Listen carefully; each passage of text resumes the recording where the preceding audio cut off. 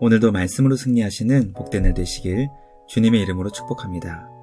9월 28일 우리에게 주신 말씀은 출애굽기 22장 1절부터 15절까지입니다.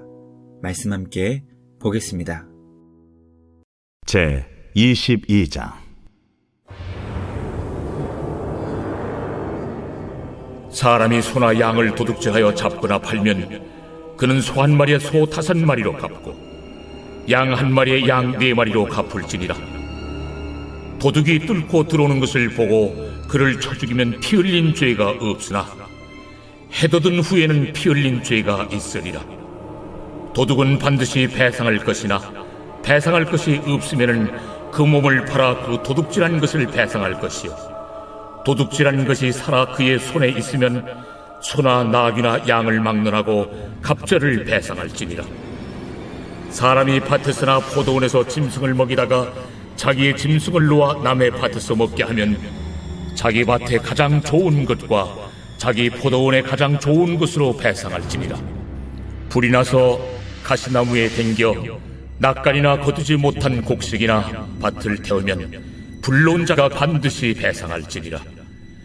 사람이 돈이나 물품을 이웃에게 맡겨 지키게 하였다가 그 이웃집에서 도둑을 맞았는데 그 도둑이 잡히면 갑절을 배상할 것이요, 도둑이 잡히지 아니하면 그 집 주인이 재판장 앞에 가서 자기가 그 이웃의 물품에 손댄 여부의 조사를 받을 것이며, 어떤 이런 물건, 즉 소나 나귀나 양이나 의복이나 또는 다른 이런 물건에 대하여 어떤 사람이 이르기를 이것이 그것이라 하면 양편이 재판장 앞에 나아갈 것이요, 재판장이 죄 있다고 하는 자가 그 상대편에게 갑절을 배상할지니라.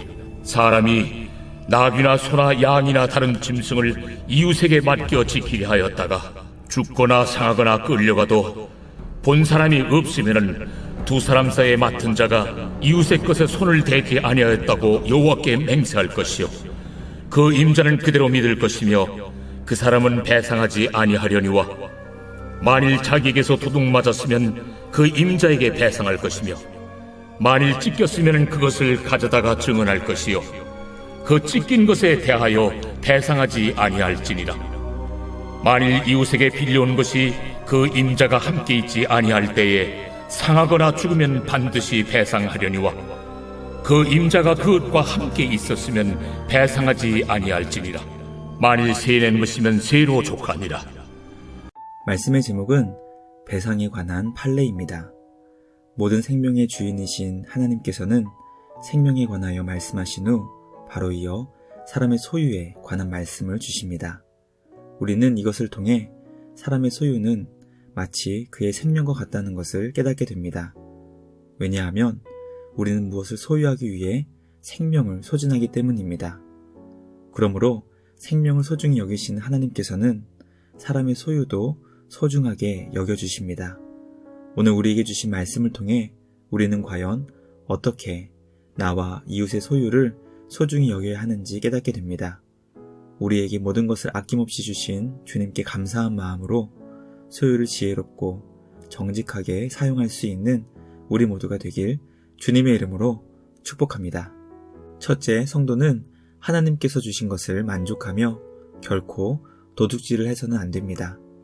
하나님은 만약 어떤 사람이 소와 양을 도둑질하여 잡거나 팔면 소는 5배로, 양은 4배로 갚아야 한다고 가르쳐 주셨습니다.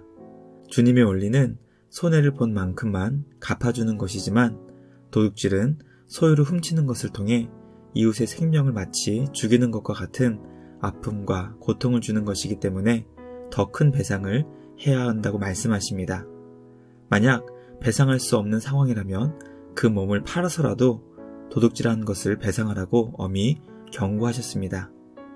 도둑이 밤에 집을 뚫고 들어온다면 그를 죽여도 죄가 없겠지만 해가 돋은 후에는 피 흘린 죄가 있다고 말씀하십니다. 그 이유는 밤에는 아무것도 보이지 않는 상황이기 때문에 자신의 몸을 지키기 위해 도둑을 죽이는 것을 허용하셨지만 도둑을 볼 수 있는 낮에는 그 도둑을 죽이지 않고서도 대처할 수 있기 때문이었습니다. 우리는 이 말씀을 통해 도둑의 생명까지도 아끼시는 주님의 마음을 깨닫게 됩니다. 누군가의 소유를 도둑질하는 것은 우리 삶의 공급자가 되시는 하나님을 향해 만족하지 못하는 것입니다. 우리에게 모든 것을 주신 하나님께 만족하며 감사할 때 우리는 도둑질을 멈출 수 있게 됩니다. 범사에 감사한 마음으로 이웃의 소유와 그의 생명을 지키고 보호해주는 우리 모두가 되길 주님의 이름으로 축복합니다. 둘째, 성도는 실수로 이웃의 소유에 피해를 끼쳤을 때 최선을 다해 배상해야 합니다. 하나님께서는 만약 자신의 가축이 이웃의 소유에 피해를 끼쳤다면 그에 해당하는 가장 좋은 것으로 배상하라고 말씀하십니다. 만약 자신의 실수로 불이 났을 때 이웃의 곡식이 타게 되었다면 그때에도 가장 좋은 곡식으로 배상해야 했습니다. 하나님은 우리가 실수로 이웃의 소유에 피해를 주었더라도 최선을 다해 배상해야 한다고 말씀하십니다. 왜냐하면 소유를 피해본 그 사람의 마음의 아픔까지 고려하라는 것이며 동시에 우리도 그런 피해를 보았을 때 마음의 위로를 얻을 수 있기 때문입니다. 아시탑이라는 신조어가 생길 정도로 우리 시대에 아주 위험한 사고방식이 유행하고 있습니다. 아시탑이란 내가 하면 옳은 것이고 남이 하면 잘못되었다는 신조어입니다. 내가 하면 다 이유가 있는 것이고 남이 하면 그것은 어리석은 것이라고 생각하는 잘못된 시대의 풍조를 우리는 보게 됩니다. 성도는 말씀에 의지하여 아무리 작은 실수를 하더라도 이웃에게 피해를 끼쳤다면 그것을 미화시키는 것이 아니라 최선을 다해 배상할 수 있는 우리 모두가 되어야 합니다. 우리 주님이 우리에게 베풀어 주신 그 사랑을 이웃에게 흘려보낼 수 있는 복의 통로가 되길 주님의 이름으로 축복합니다. 마지막 셋째, 성도는 이웃의 소유를 적극적으로 지켜주고 보호해 주어야 합니다. 말씀이 기록될 당시에는 은행이라는 기관이 없었습니다. 어떤 사정에 의해 돈이나 물품을 이웃에게 맡길 수밖에 없는 상황이 발생했을 때 성도는 이웃의 소유를 어떻게 관리해야 하는지 말씀을 통해 가르쳐주고 있습니다. 이웃의 돈이나 물품을 맡았을 때 그것을 잃어버릴 수도 있었고 도둑이 훔쳐갈 수도 있었으며 욕심이 생겨 그것을 자신이 가질 수도 있었습니다. 여러 다양한 상황 가운데 성경은 이 모든 상황을 우리 하나님께서 지켜보고 계신다고 말씀하십니다. 그러므로 우리는 이웃의 소유를 지키고 보호하고 있는 것인지 하나님 앞에서 자신의 생명을 걸고 맹세할 수 있어야 한다고 설명합니다. 이웃의 소유는 그 사람의 생명과도 같기 때문에 우리는 이웃의 생명을 지키고 보호하는 마음으로 그의 소유를 지켜주고 보호해 주어야 합니다. 하나님께서는 이웃을 자기 자신과 같이 사랑하는 그 사람을 기뻐하십니다. 이웃의 생명과 소유를 지키고 보호하여 주님 앞에 칭찬받을 수 있는 우리 모두가 되길 간절히 소망합니다. 주님 안에서 서로를 믿고 의지할 수 있는 사랑의 공동체가 우리를 통해 세워질 수 있기를 주님의 이름으로 축복합니다. 오늘도 주신 말씀과 함께 승리하시는 복된 날 되시길 축복합니다. 이웃의 생명을 지키고 그의 소유를 소중히 여길 수 있는 우리 모두가 되길 주님의 이름으로 간절히 기도합니다.